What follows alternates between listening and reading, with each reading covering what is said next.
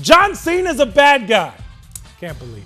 Yeah, well, we can't believe what we're seeing from the Suns, right? 21 games left in the regular season. They're just fighting to make it into the play-in tournament. But if there's no postseason in Phoenix, which is on track to be reality at this point, you can expect some major changes to this roster. Let's get to these awful highlights. Like trading this guy in the offseason, right? Don't say it. And the T-Wolves have won 7 straight against the Suns. Minnesota even shorthanded tonight. This sums up the season. Look at the T-Wolves, the dunk, and then watch this.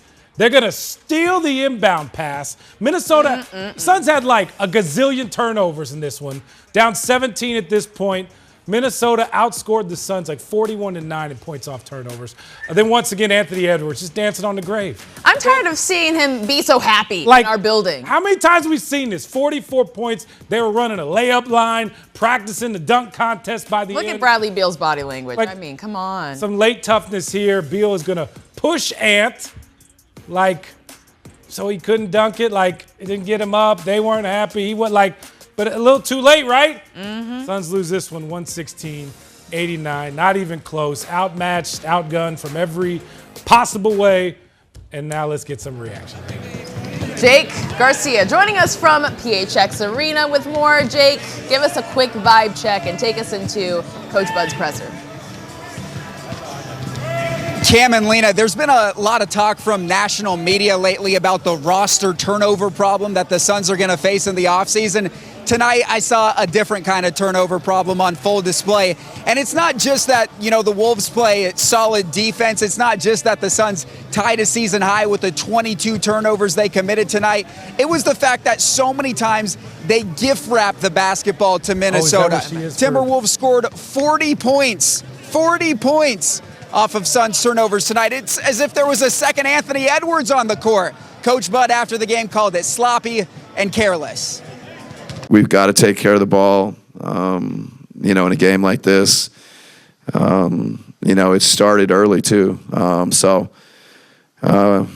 There's really no explanation. We got to be better. We got to take care of it. We got to find a way. Turnovers, it's staring us right in the face. Their defensive activity, their hands, their deflections, their weak side kind of activity, swarming the ball. And it just led to a lot of easy baskets or too many,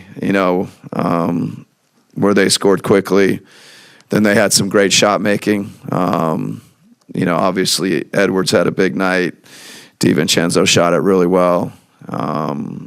Some other guys hit some baskets that were timely. But we just, we didn't take care of the ball. The contrast tonight between the joy that the Timberwolves played with and then the stress, frustration, just overall sloppy play that the Suns demonstrated, it was a night and day difference. Anthony Edwards finished the game with 44, 7, and 5. There was one sequence where he almost ended the Suns season. DiVincenzo had a fast break opportunity. He bounced the ball to Edwards and he almost jumped out of the gym on the dunk. Only a Bradley Beal foul prevented Edwards from completely dancing on the Suns' grave. But as it stands, his performance tonight was pretty much exactly that. The Suns, their season is slowly slipping away. Coach Bud said after the game, it's not a must-win situation. He still thinks things are salvageable, but this thing is really losing control here for the Suns as they fall yet again. A 7-game losing streak to the Timberwolves. Guys, we'll send it back to you. Thanks a lot, Jake. Don't go anywhere. I can't believe Coach Bud. Suns need change. More drama this week. Of course, I'll remember Book calling out the team for a lack of communication, saying a line should have been drawn a long time ago. Then Friday, a report came out that head coach Mike Budenholzer called a meeting with Book and told him to kind of tone down his chatter on the court and in the huddle during timeouts so the coach's message can be heard. Coach didn't deny the report, noting he and Book have a lot of conversations. Today, Book set the record straight. Coach said it too. We've had multiple conversations, and I can't seem to find one that sticks out more than the other. So, it's a player-coach relationship. When things start going bad, everybody tries to point fingers to find out what's wrong. So the relationship's great. We're on the same page. We're trying to win. And that's that. All right, time for a 12 Sports triple threat. Jake and Lena back with us. Lena, we'll start with you.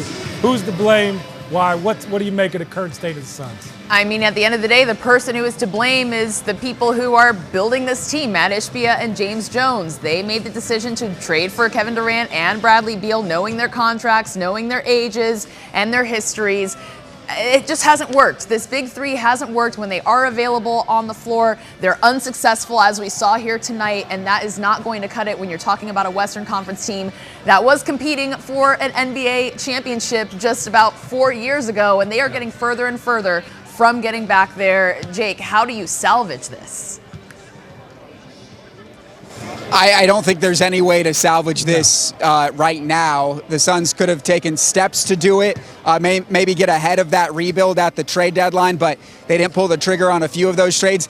It all comes down to what they do in the offseason, and as much as it pains me to say, I think trading Kevin Durant is their only way out of this. I mean, this is one of the best players in the NBA, still playing at an extremely high level, but right now for the Suns to get some semblance of hope for the future, they need to turn KD into draft picks. What I saw tonight was not only the coaching staff failing to connect to the players, but the players essentially give up during times of this game. The closeouts weren't sharp, the turnovers were sloppy and careless. It was not a good product of basketball, and I think a hard reset is needed during the offseason. And Jake, like, to me that falls so much on Coach Bud and his demeanor sometimes, especially after the games. Like, you want him to take some accountability for this, and just listening to him, there's none of that. Like, we played bad. We see it time and time again. They're not responding to him. They're not reacting to him whatsoever. I blame a lot of this on Bud and the way he's used guys this year and the rotations. I can tell you behind the scenes, not everybody is happy with Coach Bud. John Gambadoro